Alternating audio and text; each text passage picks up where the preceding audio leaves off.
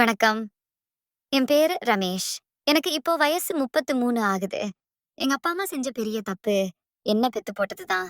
அதுவும் 90ஸ் காலகட்டத்துல. என் கூட படிச்ச பொண்ணுங்கள 80ஸ் காலகட்டத்துல பொறந்தவனுங்க உசார் பண்ணிட்டானுங்க. 2000த்துல பொறந்ததுங்க ஸ்கூல் படிக்கும்போதே ஆளோட இருக்குதுங்க. எனக்கு எங்க பொண்ணு தேடியும் கிடைக்கல.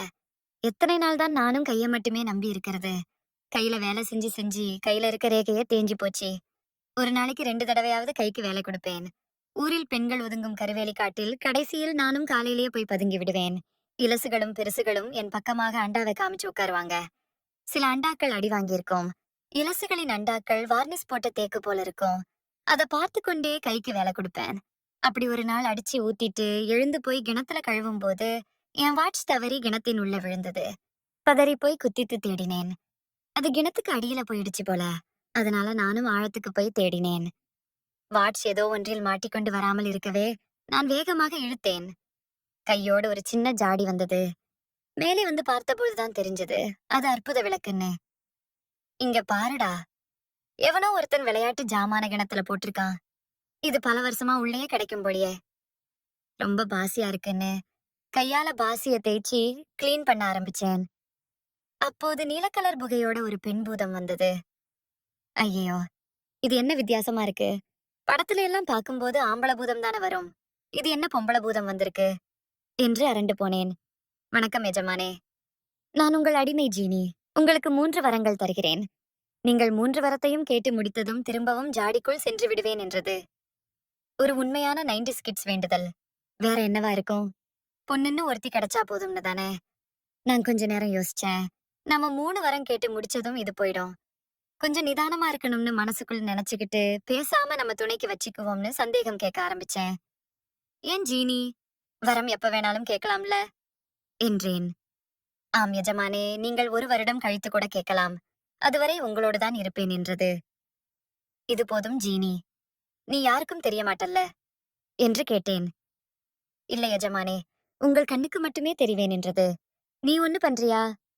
இதே வேஷத்துல இருந்தா எனக்கு பயமா இருக்கு. அதனால சாதாரண பொண்ணு மாதிரி மாறிடு என்றேன். அதுவும் கட்டழகுடன் ஒரு அழகான 25 வயது பெண் போலவே மாறியது.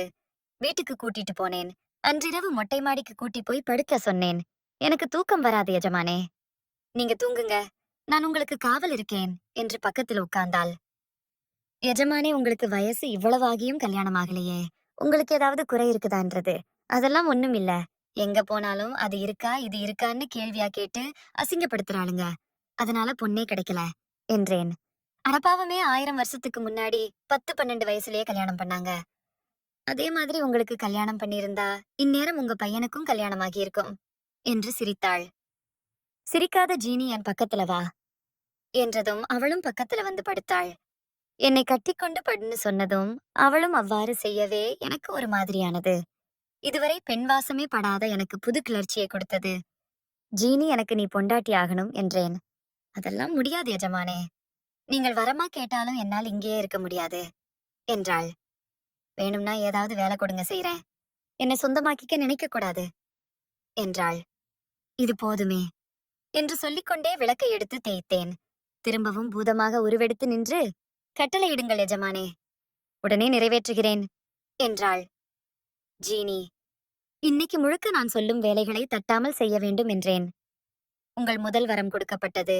நீங்கள் இன்னைக்கு என்ன சொன்னாலும் அதை நிறைவேற்றுவேன் என்று இன்னும் அழகான பெண்ணாக மாறினாள். தலையில் மல்லிகைப்பூ, தாவணி பாவாடையில் அழகாக நடந்து வந்து என் பக்கத்தில் உட்கார்ந்தாள். என் கழுத்தில் இருக்கும் சங்கிலியை அவள் கழுத்தில் போட்டுவிட்டேன். ஜீனி, இப்போ உனக்கும் எனக்கும் கல்யாணம் ஆகிடுச்சு. இன்னைக்கு முழுக்க நீ என் பொண்டாட்டி. உன்கிட்ட முழு உரிமையும் எனக்கு இருக்கு. வா, உடனே சாந்தி முகூர்த்தம் பண்ணலாம் என்றேன். சாந்தி முகூர்த்தமா அப்படின்னா என்ன என்றாள். இரு சொல்றேன்னு கைய பிடிச்சு உம்மா கொடுத்தேன். அப்புறம் கழுத்தில் கொடுத்தேன். என்ன எஜமானே இப்படி எல்லாம் பண்றீங்க? இதுவரைக்கும் என்கிட்ட யாரும் இப்படி பண்ணதில்ல. ஒரு மாதிரியா இருக்கு.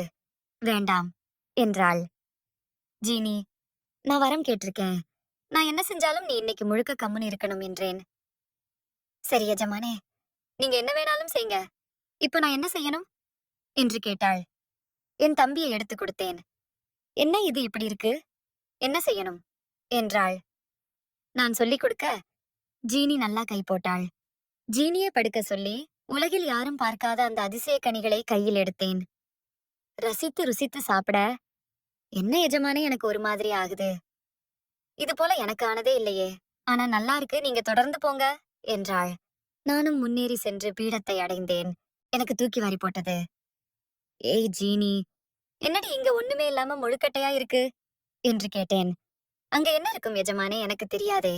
1000 வருஷங்களாக எனக்கு பாதி உருவம் மட்டுமே இருக்கும். நீங்க ஒரு ஆள் தான் என்னைய முழு பொண்ணாக பார்க்கணும்னு நினைச்சீங்க. விளக்கு தேய்ச்சி என்ன பார்த்ததும் அது வேணும் இது வேணும்னு வரத்த 5 நிமிஷத்திலேயே கேட்டுட்டு திரும்பவும் ஜாடிக்குள்ள போற மாதிரி ஆக்கிடுவாங்க. எனக்கு என்ன தெரியும் பொம்பளைங்க கிட்ட என்னென்ன இருக்கும்னு.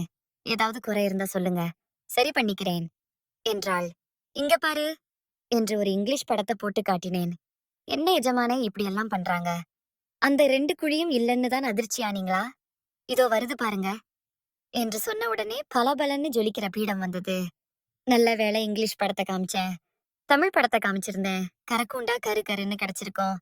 இப்போ தேனடை போல சூப்பரா கிடைச்சிருக்கு என்று துள்ளி குதிச்சு வாய் ஜாலத்தை காட்டி சுட சுட தேனை குடித்தேன். நான் வித்தையை பலமுறை காட்டியும் சலிக்காமல் ஜீனி ஒஸ்மோர் கேட்டாள். ஒரு வழியா 2 மணி நேரம் கழிச்சு எழுந்தேன். இப்போதைக்கு இது போதும், அப்புறம் கேட்டு வாங்கிக்கிறேன். இன்னைக்கு முழுக்க நேரம் இருக்குல்ல என்றாள். எஜமானே, உங்க ஒரு வித்தைக்கே நான் உங்களுக்கு அடிமையாகிட்டேனே. இன்னும் என்னவெல்லாம் உங்ககிட்ட வித்தை இருக்கு, அத்தனையும் காட்டுங்க, எனக்கு இன்னும் வேணும் என்று கெஞ்சினாள். இதுக்கு மேல பொறுமையா இருக்கக்கூடாதுன்னு எழுந்தேன். ஜீனின் ஈர நிலத்தில் பில்லரை போட்டேன். ஜீனி பதறி போனாள். எஜமானே பார்த்து பதனமா வேலை செய்ங்க, புது நிலம் பார்த்து உழவு ஓட்டுங்க என்றாள். அவள் சொன்னபடியே மெதுவாக தொடங்கி வேகமாக உழவு ஓட்டினேன். எல்லாம் முடிஞ்சதும் ஜீனி மேலே பன்னீர் தெளித்தேன்.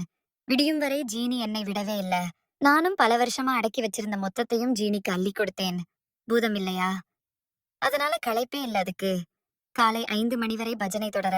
போதும்டி ஜீனி, இனிமேல் முடியாது, நிறுத்திக்கலாம் என்றேன். ஜீனி எழுந்து உட்கார்ந்து, எஜமானே இதுவரை அனுபவிக்காத இன்பத்தை அள்ளி அள்ளி கொடுத்தீங்க. நான் ஏன் மனுஷியா பொறக்கலன்னு இந்த நிமிஷம் வருத்தப்படுறேன்னு சொன்னாள். எனக்கு ஒரு ஐடியா தோணுச்சு. அதேதான், நீங்க நினைச்சதேதான். 2வது வரத்தை யூஸ் பண்ணி ஜீனிய மனுஷியாக்கி கல்யாணம் பண்ணிக்கலாமா என்று. அப்படி மனுஷி ஆயிட்டா 3வது வரம் கொடுக்க முடியாதே என்று யோசித்தேன். சரி, அப்புறம் பாத்துக்கலாம். இன்னைக்கு முழுக்க நேரம் இருக்கே, நம்ம வெளியே போகலாம் அப்படின்று காலையில கிணத்துக்கு கூட்டி போனேன். கிணத்து உள்படிகட்டுல எங்க உட்காந்து கை போட்டு என் தனிமையை நினைச்சு வாடினனோ அதே இடத்துல உட்காந்து ஜீனிய மடியில உட்கார வச்சு காக்கா நீச்சல் அடிச்சுக்கிட்டே உள்நீச்சல் அடிச்சுக்கிட்டே என்று பலவிதமாக வேலை செஞ்சு கிணத்துக்கே சுண்ணாம்படிச்சேன். வீட்டுக்கு வந்ததும் எனக்கு சாப்பிட விதவிதமாக சாப்பாட்டை தன் மாயஜாலத்தால் வரவைத்து கொடுத்தாள். அப்போது எனக்கு ஒரு எண்ணம் தோன்றியது. நம்ம ஒரு ஆளுக்கு ஜீனி கிடைச்சதால வச்சு வர்க்கிறோம். நாட்டுல எத்தனை 90s கிட்ஸ் இன்னும் கல்யாணம் பண்ணாம இருக்கானுங்க. அவனுங்களுக்கெல்லாம் ஒரு முடிவு பண்ணணும்னு ஜீனியிடம் 2வது வரம் கேட்டேன். ஜீனி, என்ன போல கல்யாணம் ஆகணும்னு வரம் கொடு என்று கேட்டேன். அப்படியே ஆகட்டும்னு வரம் கொடுத்தாள். எஜமானே, இன்னொரு வரம் பாக்கி இருக்கு, அதையும் கேட்டுட்டீங்கன்னா என் வேலை முடிஞ்சிடும் என்றாள் பாவமாக. எப்படியும் நாளைக்கு நமக்கு பொண்ணு கிடைச்சி கல்யாணம் ஆகிடும். அதுவே இந்த ஜீனியா இருந்தா செம்ம சூப்பரா இருக்கும்ல என்று நினைத்தேன். ஆனாலும் நம்ம கிட்ட காசு இல்ல, நல்ல வீடு இல்ல. இதையெல்லாம் எப்படி கேட்கறதுன்னு யோசிச்சேன். உடனே எழுந்தேன். ஜீனி, என்னோட 3வது வரம் கேட்கிறேன், ரெடியாயிரு என்றேன். ஜீனியும் ஆவலாக எதிர்பார்த்தாள். என்னோட 3வதும் கடைசியுமான வரம், நீ சாதாரண பெண்ணாக மாறி என்ன கல்யாணம் பண்ணிக்கணும். அப்புறம் கொஞ்ச நாள்ல உனக்கு அழகான தங்கச்சியும் விதவை அம்மாவும் இருக்கிறதும் எனக்கு தெரியணும். அவங்க பெரிய பணக்காரங்களா இருக்கணும். இதுதான் என்னோட 3வது வரம் என்றேன். ஜீனியின் வேஷம் களைந்து நேத்து பார்த்த பெண்ணாகவே மாறினாள். அடுத்த நாளே அவளை தேடி அவள் தங்கையும் அம்மாவும் வந்தாங்க. எங்க அம்மா அப்பாவிடம் பேசி திருமணமும் முடிந்தது. சாந்தி முகூர்த்தத்துக்கு ஜீனி பால் கொண்டு வந்தாள். என் பக்கத்தில் வந்த ஜீனி என்னிடம் ஆசீர்வாதம் வாங்கிட்டு நிமிர்ந்து ஒரு சொம்பு பாலை என் மூஞ்சில் ஊத்தினாள். என்னடா இப்படி ஆயிடுச்சேன்னு மூஞ்ச தொடச்சிட்டு பார்த்தேன். எங்க அம்மா என் மூஞ்சில தண்ணி ஊத்தி எழுப்பினாள். என்னடா கனவா, மணி 7 ஆகுது, எழுந்து கீழே போடா என்றாள். நானும் எழுந்து வேலைக்கு சென்றேன். கடைசியில பிள்ளையாருக்கு கூட கல்யாணம் ஆகிடும். முரட்டு சிங்கிள் 90s கிட்ஸ்க்கு மட்டும் பொண்ணே கிடைக்காது போல. நன்றி, வணக்கம். நான் உங்கள் Thenmozhi. Thanks. Love you. Forever.